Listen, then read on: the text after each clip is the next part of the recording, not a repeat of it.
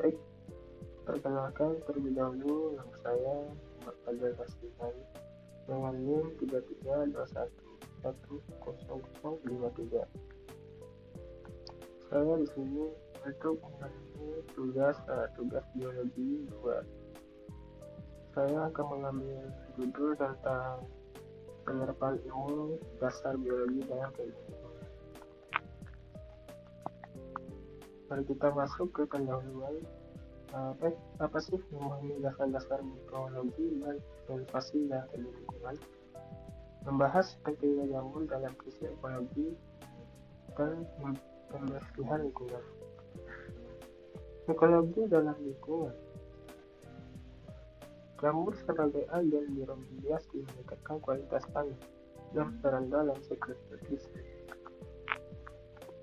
Studi kasus retromediasi menggunakan uji untuk mendegradasi polutan lingkungan terkontaminasi, misalnya penyerapan logam berat dari tanah.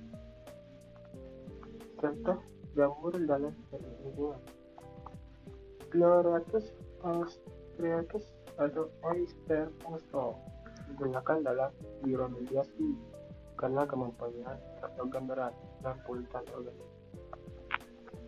Phanerochaete caesosporium dikenal juga untuk degradasi lignin dan sebagai jenis polutan seperti pestisida dan PGBS. Trichoderma sp. Jamur yang sering digunakan untuk meningkatkan pertumbuhan tanaman dan mengontrol penyakit tanaman melalui kompetisi dengan patogen. Berikut teknik mikromediasi beberapanya. Kita masuk ke definisi mikromediasi. Apa sih itu? Proses menggunakan uji untuk mendegradasi atau menghilangkan kontaminasi dari lingkungan, termasuk tanah dan air. Cara kerja uji mendegradasi polutan menjadi enzim yang mereka hasilkan dan memecah berbagai senyawa berbahaya menjadi senyawa yang lebih sederhana. Dapat diaplikasikan digunakan di lokasi pertemanan seperti industri, tambang, dan pembuangan limbah untuk mengurangi kadar polutan. Biodegradasi polutan dengan uji. Proses biodegradasi.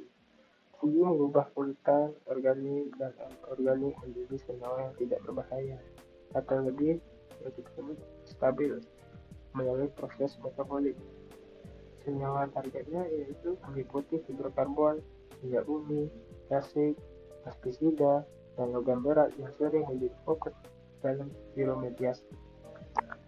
Studi kasusnya penerapan fungsi dalam pembersihan tungkai minyak dan limbah industri di berbagai lokasi global. Cara fungsi dalam kesehatan tanah dan siklus nutrisi. Fungsi sebagai pembangun tanah, mengurangkan materi organik mati, meningkatkan struktur tanah, dan mempromosikan retensi air dan nutrisi. Siklus nutrisi, fungsi berperan sebagai siklus karbon, nitrogen, fosfor, serta menjadi pertumbuhan tanaman, biodiversitas dan stabilitas ekosistem, meningkatkan keragaman biologis tanah dan menyediakan habitat kita bagi banyak spesies mikroorganisme. Fungsi dalam pengolahan limbah cair. Pengolahan fungsi dalam limbah cair memainkan peran yang mengurangi kontaminan organik dan anorganik. Pengolahan air limbah melalui proses filtrasi dan absorpsi. Terdapat karakteristik dan metode. Apa sih? Analisis kasus penggunaan fungsi dalam pengolahan air limbah yang menunjukkan meningkatkan kualitas air dan reduksi limbah dan kontribusi ke keberlanjutan. Uji membantu mengurangi penggunaan plastik yang berbahaya dengan pengolahan limbah dan mendukung berulang nutrisi. Uji untuk peningkatan kualitas udara. Penerapan uji dalam kontrol udara yaitu uji digunakan untuk mengurangi polutan udara seperti CO2 dan partikulat melalui proses filtrasi. Adapun teknologi dan implementasinya, studi dan tahap penerapan teknologi berbasis Fuji dalam sistem ACAC untuk membangun dan industri. Terdapat dampak lingkungan dan kesehatannya, mengurangi eksposur polutan udara, membantu meningkatkan kualitas kesehatan lingkungan dan individu. Ada beberapa fungsi dalam keberlanjutan pertanian sebagai peningkatan kesuburan tanah. Sebagai peningkatan kesuburan tanah, fungsi memainkan peran dan memperbaiki struktur tanah dan meningkatkan ketersediaan nutrisi bagi tanaman. Berikut kontrol hama dan penyakit. Fungsi seperti Trichoderma digunakan sebagai agen biokontrol untuk mengatasi serangan hama dan penyakit tanaman. Dan kemudian penggunaan mycorrhiza. Mycorrhiza membantu tanaman menyerap air dan nutrisi lebih efisien, terutama di tanah yang kurang subur atau degradasi. Dampak fungsi terhadap mitigasi perubahan iklim. Sebagai penyerap karbon. Sebagai penyerap karbon, fungsi membantu penyerapan CO2 melalui proses fotosintesis dan penyiapan karbon di tanah yang mengurangi konsentrasi CO2 di atmosfer. Berikut pengurangan emisi metana. Fungsi sebagai pengurangan emisi metana. Ada beberapa jenis fungsi yang memiliki kemampuan ini untuk mengurangi produksi metana, seperti gas rumah kaca yang berpotensi jauh lebih besar daripada CO2. Dan restorasi ekosistem. Fungsi berperan dalam restorasi ekosistem yang degradasi, yang membantu memulihkan fungsi lingkungan dan biodiversitas. Fungsi dalam ekosistem perkotaan dan infrastruktur hijau. Penghijauan atau pendidik perkotaan. Fungsi berkontribusi pada pendidikan perkotaan melalui peningkatan kelembapan yang dapat menurunkan suhu di area perkotaan yang padat. Dan berikutnya, manajemen air hujan. Fungsi dapat digunakan dalam infrastruktur hijau, meningkatkan irigasi dan penyerapan air hujan, mengurangi beban sistem drainase perkotaan, dan kualitas udara di perkotaan. Fungsi meningkatkan kualitas udara, mengurangi polutan dan partikel halus oleh biofiltrasi. Berikut ini adalah gambar fungsi dalam fermentasi dan kedokteran sumber obat-obatan. Jadi fungsi ini sebagai sumber antibiotik, satu dan imunosupresan yang penting dengan penicillin sebagai contoh klasik. Penelitian dan pengembangan.